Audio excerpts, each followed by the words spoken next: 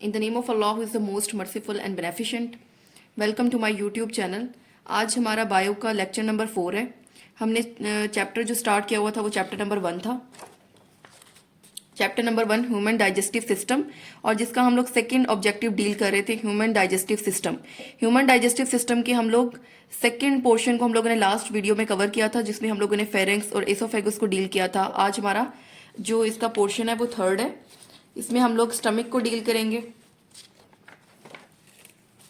Stomach के बारे में कंप्लीट डिटेल के साथ हम लोग पढ़ेंगे। स्टमक के अंदर जो प्रोसेसेस हो रहे हैं, स्टमक का स्ट्रक्चर क्या है, स्टमक के फंक्शंस क्या है, इस सब को हम लोग डिटेल से देखेंगे। टॉपिक स्टार्ट करने से पहले हम लोग एक दफ़ा फ्लो शीट को अगेन देख लेते हैं, जिससे हमें कंप्लीट ओरिएंटेशन होती है कि हमने नेक्स्ट क्या पढ़ना है। तो हमें पता है कि लास्ट वीडियो में जैसे कि हम लोगों ने ओरल कैविटी को कवर किया था, ओरल कैविटी के प्रोसेसेस को डील किया था। फिर उसके बाद नेक्स्ट वीडियो के अंदर हम लोगों ने फेरेंक्स और एसोफेगस को डील किया था। अगर किसी स्टूडेंट ने ये वीडियोस नहीं देखी तो आप पहले जाके ये वीडियो देख लें, क्योंकि जो नेक्स्ट एसोफेगस है या फिर जो नेक्स्ट स्टमक है उसके बारे में आपको कंप्लीट ओरिएंटेशन तब होगी जब आपको उसके प्रीवियस लेक्चर्स के बारे में पता होगा। प्रीवियस जो हम लोग इन्फॉर्मेशन हमने डील की है लास्ट लेक्चर्स के अंदर, अगर आपने वो सुनी होगी तो आपको नेक्स्ट अंडरस्टैंडिंग ईजिली हो जाएगी। तो आज जो हमारा टॉपिक ऑफ डिस्कशन है वो हमारा स्टमक है। हमें पता है कि जो हमारी फूड होती है वो फेरेंक्स से एसोफेगस के अंदर आती है और एसोफेगस से हमारे स्टमक के अंदर आती है। तो आज हम डील करते हैं स्टमक को। स्टमक का स्ट्रक्चर क्या है, स्टमक के फंक्शंस क्या है, स्टमक के प्रोसेसेस क्या होते हैं, स्टमक के अंदर कौन कौन सी सेक्रीशंस होती हैं। तो बुक से देखते हैं हम लोग। सबसे पहले टॉपिक है हमारा 3, ये है हमारा स्टमक। मेन टॉपिक है जिसको हम लोग डील करेंगे, जिसके बारे में हम लोगों ने कंप्लीट इंफॉर्मेशन देखनी है। जो फर्स्ट पैराग्राफ है, इस फर्स्ट पैराग्राफ के अंदर सारा स्ट्रक्चर लिखा हुआ है। तो ये टॉपिक स्टार्ट करने से पहले हम एक दफ़ा डायग्राम को देख लेते हैं। नेक्स्ट पेज पे पेज नंबर 5 के ऊपर इसकी डायग्राम बनी हुई है। अगर आपको इस डायग्राम की कंप्लीट ओरिएंटेशन हो जाती है और आपको कंप्लीट इसके बारे में पता चल जाता है तो आपको ये टॉपिक क्लियर करने में बिल्कुल भी डिफिकल्टी नहीं होगी। तो आपने ये देख रहे हैं कि ये एक जे शेप स्ट्रक्चर है, बिल्कुल जे शेप स्ट्रक्चर है। इस स्ट्रक्चर को हम लोग स्टमक कहते हैं, ठीक है। ये जो जे शेप स्ट्रक्चर बना हुआ है इसे हम लोग स्टमक कहते हैं। एक दफा आप पेज नंबर 6 पर आ जाएं। पेज नंबर 6 के अंदर हम लोगों को बताया हुआ है कि फूड जो है वो हमारी ओरल कैविटी के अंदर आती है। ओरल कैविटी को हम लोगों ने डिटेल से डील किया था। फिर हमारे फेरेंक्स में आती है। फेरेंक्स हमने डील किया था कि ये कॉमन पैसेज वे है हमारी फूड के लिए भी और एयर के लिए भी। फिर उसके बाद ये एसोफेगस है। एसोफेगस हमारी लॉन्ग ट्यूब है, 25 सेंटीमीटर लॉन्ग होती है। फिर एसोफेगस से हमारी फूड स्टमक के अंदर आई है। ये जो आपको स्ट्रक्चर नजर आ रहा है ये वाला, ये हमारे स्टमक का स्ट्रक्चर है। ऊपर से जो स्टमक है वो हमारी एसोफेगस के साथ कनेक्ट है। एसोफेगस के बाद फौरन हमारा स्टमक आ जाता है। तो मतलब क्या हुआ कि एसोफेगस के फौरन बाद हमारा स्टमक है। ये जो कनेक्शन है एसोफेगस और स्टमक का, और उसके बाद यहाँ पर जहां पर हमारा स्टमक एंड हो रहा है और एंड पे इंटेस्टाइन के साथ बाइंड हो रहा है। ऊपर से वो हमारे एसोफेगस के साथ बाइंड है और नीचे हमारी इंटेस्टाइन के साथ, स्मॉल इंटेस्टाइन के साथ कनेक्ट है, ठीक है। अब हम इसको यहां से देखते हैं पेज नंबर 5 वाली डायग्राम से। ये हमारा ऊपर एसोफेगस है। एसोफेगस स्टमक के साथ कनेक्ट हो रहा है, ठीक है। और यहां से आगे जहां पर स्टमक एंड हो रहा है यहां पर इंटेस्टाइन है। ये आगे जो है ये हमारी स्मॉल इंटेस्टाइन है। जिस पॉइंट के ऊपर हमारा एसोफेगस स्टमक के साथ कनेक्ट हो रहा है इसके अंदर यहां पर एक स्फिंक्टर है। इस स्फिंक्टर को हमने क्या नाम दिया? Cardiac sphincter. स्फिंक्टर बेसिकली क्या होता है कि हमारे मसल्स का एक रिंग होता है, ठीक है। मसल्स का एक रिंग होता है। वो क्या काम करता है? वो एक वॉल की तरह वर्क करता है या फिर एक डोर की तरह वर्क करता है। फॉर एग्जाम्पल डोर का काम क्या होता है कि वो एक दरवाजा होता है, वो बंद हो जाता है बिल्कुल, ठीक है। जब हमें फूड हमारी एसोफेगस से आती है तो ये वाला जो स्फिंक्टर है ये ओपन हो जाता है, कार्डिक स्फिंक्टर। ये स्फिंक्टर ओपन हो जाता है और फूड हमारी स्टमक के अंदर आ जाती है, ठीक है। जब हमारी फूड का जब हमारा स्टमक जो है वो कंप्लीट अपने प्रोसेसेस कर लेता है तो हमारा जो ये वाला पाइलोरिक स्फिंक्टर है जो कि कहाँ पर प्रेजेंट होता है? स्मॉल इंटेस्टाइन और स्टमक के दरमियान प्रेजेंट होता है। ये पाइलोरिक स्फिंक्टर ओपन हो जाता है और जो हमारा मटेरियल होता है वो आगे हमारी स्मॉल इंटेस्टाइन के अंदर पास हो जाता है। तो अभी हमने इस डायग्राम के अंदर क्या डील किया है? ये डायग्राम एक तो जे शेप स्ट्रक्चर है, डायग्राम जे शेप्ड है और इसके अंदर हमारी एसोफेगस स्टमक के साथ कनेक्ट हो रही है, तो इस पॉइंट को हम लोग कार्डिक स्फिंक्टर कहते हैं। और वो पॉइंट जिस पे हमारी स्टमक जो है स्मॉल इंटेस्टाइन के साथ कनेक्ट हो रही है उसे हम लोग पाइलोरिक स्फिंक्टर कहते हैं। तो जो यहां तक का पोर्शन है ना, क्योंकि ये कार्डिक स्फिंक्टर वाला पोर्शन है, तो इसको हम, इस एंड को हम कार्डिक एंड बोलते हैं। और ये जो है ये हमारा स्मॉल इंटेस्टाइन के साथ कनेक्ट है, तो इस पोर्शन को हम लोग पाइलोरिक एंड बोलते हैं। ठीक है, अब हम इसको थ्योरी में देखते हैं, हम लोग लाइन वाइज पढ़ते हैं और एक एक चीज को हाईलाइट करते हैं। फर्स्ट लाइन के अंदर स्टमक के स्ट्रक्चर के बारे में बताया हुआ है। Stomach is a J shape stomach is located in the upper left side of the abdominal cavity. अब यहां पर हम देखते हैं हमारी बॉडी के अंदर 4 तरह की कैविटीज होती हैं। ठीक है, उसमें से एक कैविटी जो होती है वो एब्डोमिनल कैविटी होती है। एब्डोमिनल कैविटी के अंदर वो ऑर्गन प्रेजेंट होते हैं जो हमारी डाइजेशन के अंदर इन्वॉल्व होते हैं, लाइक हमारे stomach, small intestine, large intestine, ये हमारी एब्डोमिनल कैविटी के अंदर होते हैं। डाइजेस्टिव ऑर्गन जितने भी हैं वो सारे हमारे एब्डोमिनल कैविटी के अंदर प्रेजेंट होंगे। तो स्टमक ऑब्वियसली हमारा एक डाइजेस्टिव ऑर्गन है, तो वो हमारी एब्डोमिनल कैविटी के अंदर प्रेजेंट है और अपर लेफ्ट साइड पर। ठीक है, ये हमारा राइट साइड है, ये हमारा लेफ्ट साइड है। तो अपर लेफ्ट साइड के ऊपर हमारे एब्डोमिनल कैविटी के अंदर स्टमक प्रेजेंट होता है और डायफ्राम से नीचे। ठीक है, डायफ्राम जो होता है ना,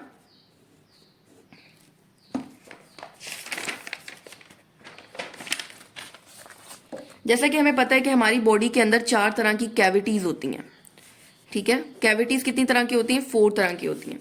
सबसे पहली कैविटी जो होती है वो क्रेनियल कैविटी होती है। क्रेनियल कैविटी के बाद हमारी थोरेसिक कैविटी होती है, फिर उसके बाद हमारी एब्डोमिनल कैविटी होती है,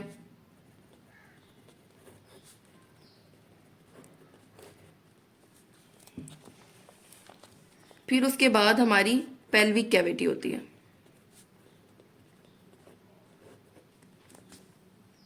क्रेनियल कैविटी के अंदर हमारे जितने भी ब्रेन वाला जो पोर्शन होता है जो हमारा, वो क्रेनियल कैविटी के अंदर होता है। थोरेसिक कैविटी के अंदर हमारे लंग्स वगैरह प्रेजेंट होते हैं, हमारे हार्ट प्रेजेंट होती हैं और हमारी कुछ लार्ज ब्लड वेसल्स वगैरह प्रेजेंट होती हैं। एब्डोमिनल कैविटी के अंदर हमारे जितने भी डाइजेस्टिव ऑर्गन्स होते हैं ना, मतलब हमारा स्टमक हो गया, स्मॉल इंटेस्टाइन, लार्ज इंटेस्टाइन, ये ऑर्गन हमारी एब्डोमिनल कैविटी के अंदर प्रेजेंट होती हैं। और पेल्विक कैविटी के अंदर हमारे जो होते हैं रिप्रोडक्टिव ऑर्गन्स प्रेजेंट होते हैं जो रिप्रोडक्शन के अंदर रोल प्ले करते हैं, लाइक यूट्रस हो गया। तो ये वाले जो ऑर्गन्स रहते हैं ना, ये हमारी पेल्विक कैविटी के अंदर प्रेजेंट होते हैं। तो जो हमें बेसिकली डील करना है वो तो हमारी एब्डोमिनल कैविटी है, क्योंकि हमारे पास हमारे जो कॉन्टेक्स्ट है उसके अंदर एब्डोमिनल कैविटी का वर्ड यूज हुआ है, तो हमें इसके बारे में कंप्लीट पता होना चाहिए कि एब्डोमिनल कैविटी क्या होती है। एब्डोमिनल कैविटी, यहां पर एक डायफ्राम होता है। ठीक है, डायफ्राम जो होता है वो सेपरेट करता है थोरेसिक कैविटी को एब्डोमिनल कैविटी के अंदर। हमें पता है कि थोरेसिक कैविटी के अंदर लंग्स वगैरह है और एब्डोमिनल कैविटी के अंदर डाइजेस्टिव ऑर्गन है, तो डायफ्राम जो होता है वो सेपरेट कर देता है हमारी थोरेसिक कैविटी को भी एब्डोमिनल कैविटी से। एब्डोमिनल कैविटी के अंदर हमारा स्टमक प्रेजेंट है, तो जब स्टमक प्रेजेंट है तो वो ऑब्वियसली डायफ्राम के नीचे प्रेजेंट है। तो फर्स्ट लाइन की कंप्लीट हमें समझ आ गई है कि ये जे शेप्ड होता है, ये upper left side of abdominal cavity के अंदर प्रेजेंट होता है और डायफ्राम के नीचे प्रेजेंट होता है। The part of the stomach immediately after oesophagus, वो पोर्शन जो एसोफेगस के फौरन बाद आता है स्टमक का वो पोर्शन जो एसोफेगस के फौरन बाद आता है, वो कौन सा पोर्शन है? उसका कार्डिक पोर्शन है। while the part before small intestine is called pyloric and. Small intestine से पहले जो पोर्शन आता है वो इसका पाइलोरिक एंड है। 2 एंड बताए हैं, कार्डिक एंड और पाइलोरिक एंड। जो एसोफेगस के फौरन बाद आता है वो हमारा कार्डिक एंड होता है और जो हमारा स्मॉल इंटेस्टाइन से पहले एंड आता है वो हमारा पाइलोरिक एंड होता है।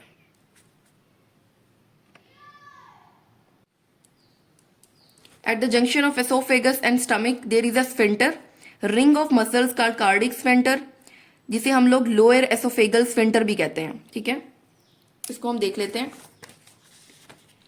जंक्शन ऑफ एसोफेगस और स्टमक के अंदर जो स्फिंक्टर होता है उसे हम लोग कार्डिक स्फिंक्टर कहते हैं। अब स्फिंक्टर क्या होता है कि हमारा रिंग ऑफ मसल्स होते हैं। अब मसल्स के अंदर ही कैपेसिटी होती है, एबिलिटी होती है कि वो ऐसे कॉन्ट्रैक्ट हो सकते हैं और रिलैक्स हो जाते हैं, ओपन हो सकते हैं और क्लोज हो सकते हैं। तो एसोफेगस और स्टमक के दरमियान जो स्फिंक्टर है उसे कार्डिक स्फिंक्टर कहते हैं। और इस स्फिंक्टर का एक दूसरा नाम भी है जिसे हम लोगों ने कहा हुआ है लोअर एसोफेगल स्फिंक्टर। ये नाम हम लोगों ने इसका क्यों रखा हुआ है? क्योंकि ये एसोफेगस के नीचे वाले पोर्शन पर है।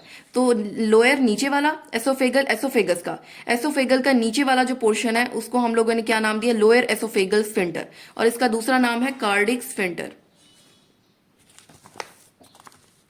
फिर उसके बाद है it prevents food from flowing back from stomach into the oesophagus. मतलब जब हमारी फूड एसोफेगस से स्टमक के अंदर आ जाती है तो ये कार्डिक स्फिंक्टर अपना जो है फ्लिप, अपना जो डोर है वो क्लोज कर देता है, जिससे हमारी फूड जो है वो वापस एसोफेगस के अंदर नहीं जाती। ठीक है, जितनी भी फूड है एसोफेगस से जब स्टमक के अंदर आ जाती है तो हमारा कार्डिक स्फिंक्टर क्लोज हो जाता है, और जिसकी वजह से फूड जो है वो वापस एसोफेगस के अंदर नहीं जाती। फिर उसके बाद है similarly pyloric sphincter is present between stomach and small intestine. Stomach और स्मॉल इंटेस्टाइन के दरमियान जो स्फिंक्टर है उसे हम लोगों ने पाइलोरिक स्फिंक्टर है। ये जो पूरा पैराग्राफ है ये हमारा स्ट्रक्चर पे है। फर्स्ट लाइन के अंदर स्ट्रक्चर है और उसके बाद पार्ट्स ऑफ स्टमक है।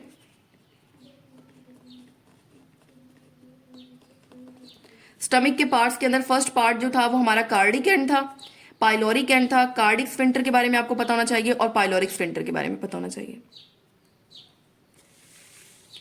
फर्स्ट पैराग्राफ हमारा कवर हो गया।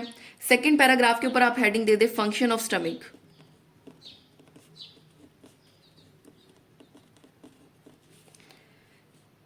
हमें पता है कि हमारी जो फूड की डाइजेशन है, मैकेनिकल और पार्शियल केमिकल डाइजेशन है, वो ओरल कैविटी से स्टार्ट हो जाती है। ओरल कैविटी से आगे वो फर्दर कंटिन्यू रहती है।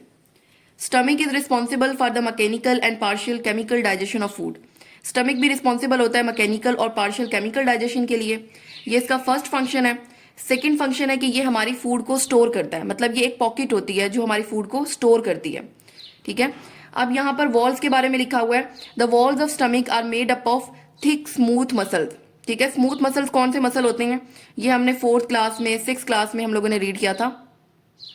स्मूथ मसल्स वो मसल्स होते हैं जो हमारे अपने कंट्रोल में नहीं होते, ये खुद ब खुद अपनी कॉन्ट्रैक्शन और रिलैक्सेशन करते हैं। ठीक है, जो स्टमक की वॉल्स होती हैं उसके अंदर स्मूथ मसल्स प्रेजेंट होते हैं। When food arrives in stomach, जब हमारी फूड स्टमक तक पहुंचती है, दीज मसल कॉन्ट्रैक्ट रिगर्सली। ठीक है, ये मसल जो होते हैं एकदम से कॉन्ट्रैक्ट हो जाते हैं, बहुत ज्यादा जोर से कॉन्ट्रैक्ट होते हैं। Their contraction help in the churning. अब क्या होता है, फॉर एग्जाम्पल अब ये हमारा फूड है, जब वो ऐसे करके कॉन्ट्रैक्ट होगा, उसकी कॉन्ट्रैक्शन होगी, तो वो फूड के जो कॉम्प्लेक्स पीसीज है वो छोटे छोटे पीसीज के अंदर कन्वर्ट हो जाएंगे। ठीक है, ब्रेकिंग डाउन हो जाएगी, ब्रेक डाउन हो जाएंगे हमारे फूड जो स्मॉलर पीसीज के अंदर, और इस ब्रेक डाउन को हमने क्या नाम दिया, चर्निंग का। तो हमारे स्टमक के अंदर कौन सा प्रोसेस होता है, चर्निंग का प्रोसेस होता है। चर्निंग मीन्स कि फूड के जो लार्जर पीसीज हैं वो छोटे छोटे पीसीज के अंदर कन्वर्ट हो जाएंगे। अब हमें पता है कि जब भी कोई कॉम्प्लेक्स मॉलिक्यूल टूटता है ये छोटे छोटे मोनोमर्स के अंदर, छोटे छोटे पीसीज के अंदर, तो वहां से हीट जनरेट होती है। Heat is also produced due to this churning. This heat helps to melt the lipid. अब जो ये हीट प्रोड्यूस होती है, ये हीट क्या रोल प्ले करती है हमारे स्टमक के अंदर, ये जो हमारे फूड के अंदर लिपिड मॉलिक्यूल्स होते हैं उनको मेल्ट कर देती है। सेकेंड पैराग्राफ के अंदर हम लोगों ने स्टमक के फंक्शन देखे हैं। स्टमक रिस्पॉन्सिबल था मैकेनिकल और केमिकल डाइजेशन के लिए। सेकंड फंक्शन था ये हमारी फूड को स्टोर करने में हेल्प करता है।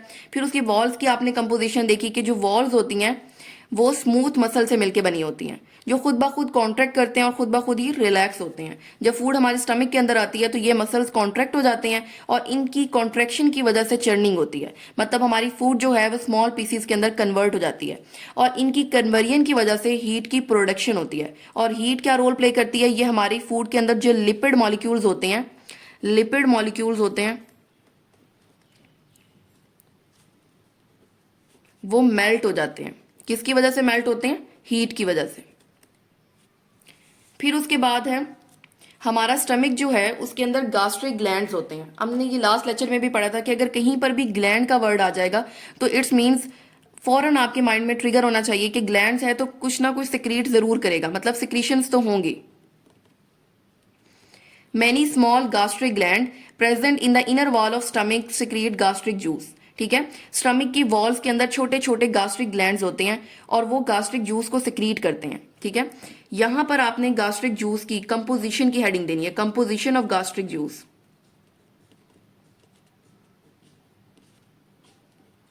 Composition of gastric juice. Gastric juice consist of hydrochloric acid, hydrochloric acid होता है, इसके अंदर पहली चीज जो होती है। दूसरी चीज होती है एक इनएक्टिव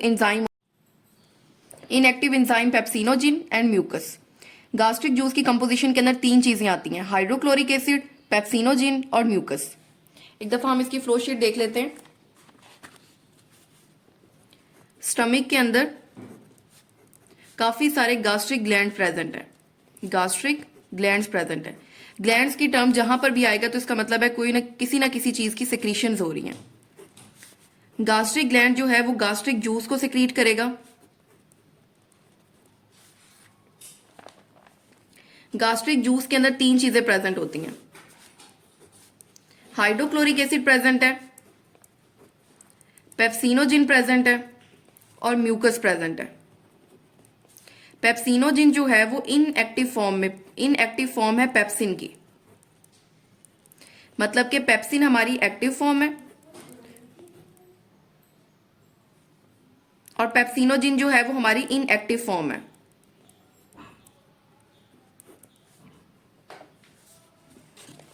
अब वन बाय वन हम इसके फंक्शन देखते हैं।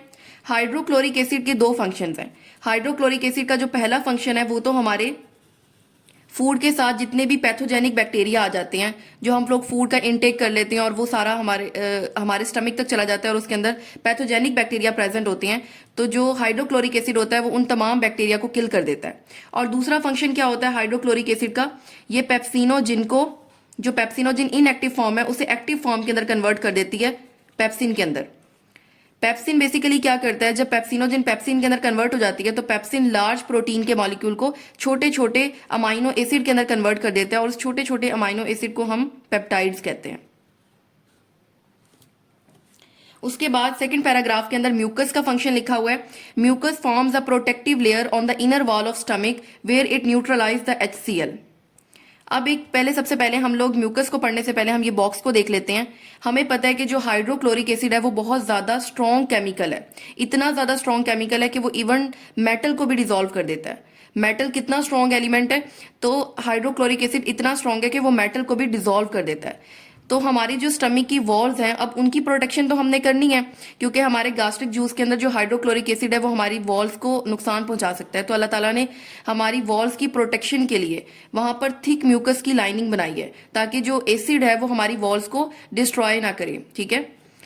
But your stomach is protected by the thick mucus lining that keeps it safe from its own acid. जो स्टमक को प्रोटेक्ट कौन करता है, उसकी म्यूकस की जो लाइनिंग होती है वो प्रोटेक्ट करती है हमारे स्टमक को। म्यूकस एक प्रोटेक्टिव लेयर बनाता है हमारे स्टमक के इनर साइड पर और न्यूट्रलाइज कर देता है HCl को, जिसकी वजह से HCl जो है वो हमारी वॉल्स को नुकसान नहीं पहुंचा सकता। So pepsinogen can not be activated. अगर pepsinogen can not be activated and the walls are protected from breakdown. Pepsinogen activate नहीं होता, जिसकी वजह से हमारी वॉल जो है वो प्रोटेक्ट रहती हैं। अब एक दफा हम लोग देख लेते हैं इस पूरे पेज को। स्टमक जे शेप्ड ऑर्गन होता है और एब्डोमिनल कैविटी के अंदर प्रेजेंट होता है, डायफ्राम के नीचे होता है, और वो पोर्शन स्टमक का जो एसोफेगस के फौरन बाद आता है उसको हम लोग कार्डिक एंड कहते हैं, और जो इंटेस्टाइन से पहले होता है उसे हम लोग पाइलोरिक एंड कहते हैं। ये चारों पोर्शंस आपने अच्छे तरीके से याद रखने हैं स्टमक के। एसोफेगस और स्टमक का जो जंक्शन होता है उसे हम लोग कार्डिक स्फिंक्टर कहते हैं, और उसका दूसरा नाम आपने जरूर याद रखना है। समटाइम वो एससीक्यूज में पूछ लेते हैं, डिफाइन लोअर एसोफेगल स्फिंक्टर, या इसके बारे में कुछ भी पूछ सकते हैं, तो आपको पता होना चाहिए कि दोनों एक ही चीज है। It prevent food from flowing back from stomach into the oesophagus. ये फूड को फ्लो बैक नहीं होने देता। पाइलोरिक स्फिंक्टर जो है वो स्टमक और स्मॉल इंटेस्टाइन के दरमियान में होता है।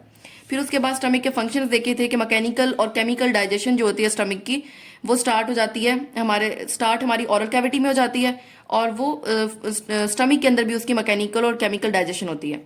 ये फूड को स्टोर करता है, और जो स्टमक की वॉल्स होती हैं वो स्मूथ मसल से मिलकर बनी होती हैं, और जब फूड हमारे स्टमक के अंदर आते हैं ये मसल्स कॉन्ट्रैक्ट होते हैं, और जिसकी वजह से फूड की चर्निंग होती है और फूड छोटे छोटे पीसीस के अंदर कन्वर्ट हो जाता है।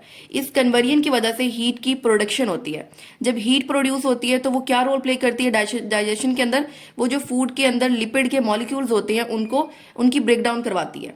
फिर हमने रीड किया था कि जो हमारी स्टमक है,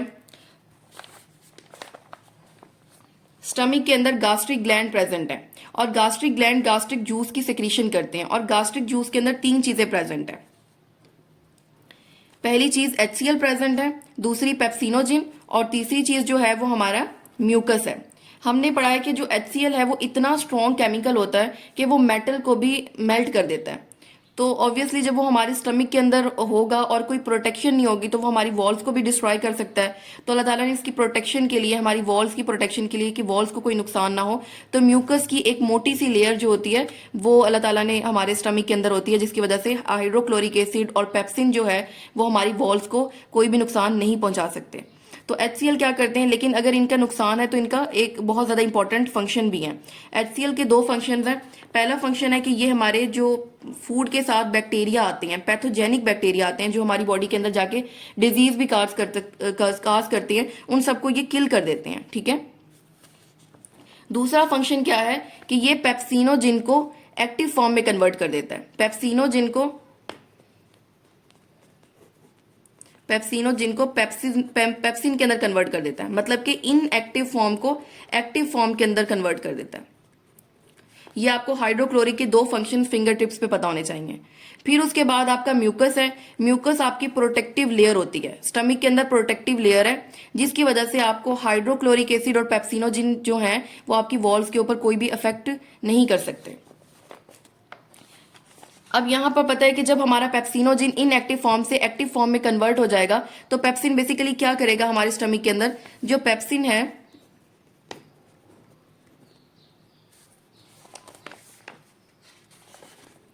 पेप्सिन जो है वो लार्जर प्रोटीन मॉलिक्यूल्स को छोटे छोटे पीसीज के अंदर कन्वर्ट कर देगा, अमाइनो एसिड के अंदर कन्वर्ट कर देगा। हमें पता है कि प्रोटीन जो है वो छोटे छोटे अमाइनो एसिड के मॉलिक्यूल से मिलकर बनी होती है। जब अमाइनो एसिड की लॉन्ग चेन होती है तो उसे हम लोग प्रोटीन कहते हैं। अमाइनो एसिड के अंदर कन्वर्ट कर देगा। इस कन्वर्जन से जो प्रोड्यूस होता है उसे हम लोग पेप्टाइड्स कहते हैं। यहां तक सबको क्लियर हो गया। फिर उसके बाद एक लास्ट पैराग्राफ रह गया। Food usually remain in stomach for 3 to 4 hours. ये एक इंपॉर्टेंट एमसीक्यूज है कि फूड हमारे स्टमक के अंदर कितनी देर तक रहती है। 3 से 4 घंटे तक जो स्टमक के अंदर हमारी फूड स्टे करती है। Due to its action in stomach the food become a soap like mixture called chyme. अब जब हमारी फूड स्टमक के अंदर होती है 3 से 4 घंटे के लिए, तो जो फूड है वो सोप लाइक मिक्सचर बना देती है। हमने पढ़ा था कि जब हमारी ओरल कैविटी के अंदर सलाइवा हमारी फूड के साथ मिलता है तो वो सेमी सॉलिड बनाती है। सेमी सॉलिड जो सब्सटेंस बनाती है उसका नाम क्या था, बोलस था। बट ये डिफरेंट है, ये सोप लाइक मिक्सचर बनाती है जिसे हम लोग काइम कहते हैं। और ये काइम जो है वो सिर्फ हमारे स्टमक के अंदर बनता है। Pyloric sphincter controls the flow of chyme. हमें पता है कि स्फिंक्टर है, रिंग ऑफ मसल्स है, ये इसके फ्लो के ऊपर बहुत ज्यादा अफेक्ट करेगा। ठीक है। पाइलोरिक स्फिंक्टर जो है वो कंट्रोल करेगा फ्लो ऑफ काइम, मतलब इसकी मर्जी है, अगर ये ओपन होगा तो हमारा आगे काइम पास होगा स्मॉल इंटेस्टाइन के अंदर, अगर ये क्लोज होगा तो हमारा काइम जो है वो आगे स्मॉल इंटेस्टाइन के अंदर पास नहीं हो सकता। Each time the pyloric sphincter opens, जब हमारा पाइलोरिक स्फिंक्टर ओपन होता है तो एक शॉट के अंदर 5 to 15 ml ऑफ काइम जो है वो हमारी स्मॉल इंटेस्टाइन के अंदर मूव करता है। अब इस पैराग्राफ के अंदर कंप्लीट हमने क्या देखा है, इसके अंदर हमने ड्यूरेशन देखी है कि फूड हमारे स्टमक के अंदर कितनी देर तक रहता है। ये एक इंपॉर्टेंट एमसीक्यूज है, आपको पता होना चाहिए कि फूड कितनी देर तक हमारे स्टमक में रहता है। तो इसका आंसर है 3 या 4 घंटे। जब हमारा फूड स्टमक के अंदर होता है तो फूड के साथ जो हमारा गास्ट्रिक जूस मिलता है तो उससे एक सब्सटेंस बनता है जिसे हम लोग काइम कहते हैं। और पाइलोरिक स्फिंक्टर के आगे इन्होंने फंक्शन लिखा हुआ है कि पाइलोरिक स्फिंक्टर जो है वो कंट्रोल करता है फ्लो ऑफ काइम को। जब हमारा पाइलोरिक स्फिंक्टर ओपन होता है तो 5 to 15 ml जो काइम है वो हमारी स्मॉल इंटेस्टाइन के अंदर पास आउट होता है। ये डायग्राम आप लोगों ने जरूर याद करनी है और ये सिंपल सी डायग्राम है, सिर्फ आपने एक जे शेप बनानी है। ऊपर आपने कार्डिक स्फिंक्टर को मेंशन करना है, नीचे आपने पाइलोरिक स्फिंक्टर को मेंशन करना है और बताना है कि ये कार्डिक पोर्शन है और ये पाइलोरिक पोर्शन है। यहाँ पर एसोफेगस है और नीचे जो है स्मॉल इंटेस्टाइन है। अगर आप इस डायग्राम के थ्रू इस पूरे टॉपिक को अंडरस्टैंड करोगे तो बहुत ज़्यादा क्लियर अंडरस्टैंडिंग होगी। और बायो के अंदर जो डायग्राम्स है वो बहुत ज़्यादा मैटर करती हैं, तो आपने हर चीज़ के साथ कोशिश करनी है कि एक छोटी सी डायग्राम साथ ज़रूर मेंशन करें। सम टाइम एग्जामिनर जो होता है वो डायग्राम के ऊपर फोकस करता है और उसके पास ना टाइम नहीं होता कि वो थ्योरी थ्योरी को रीड करें। तो अगर आपकी एक अच्छी डायग्राम है, मतलब अच्छी डायग्राम से मुराद अगर एक लेबल डायग्राम है जिसमें क्लियर आपने बताया हुआ है कि ये वाला पोर्शन जो है ये कार्डिक पोर्शन है, ये कार्डिक स्फिंक्टर है, ये पाइलोरिक स्फिंक्टर है, ये कार्डिक एंड है, ऊपर एसोफेगस है, ये स्मॉल इंटेस्टाइन है, आपने क्लियरली उसको एलोबरेट किया हुआ है, लेबल किया हुआ है, तो एग्जामिनर को आपको थ्योरी वाला पोर्शन पढ़ने की ज़रूरत ही नहीं होती, वो बस वही देखता है और आपको नंबर दे देता है। तो अब हमारे यहाँ पर आज की वीडियो कंप्लीट होती है। नेक्स्ट वीडियो के अंदर हम लोग स्मॉल इंटेस्टाइन को देखेंगे, स्मॉल इंटेस्टाइन के बारे में रीड करेंगे और इसकी मज़ीद डिटेल से इसको हम लोग रीड करेंगे। अल्लाह हाफिज़।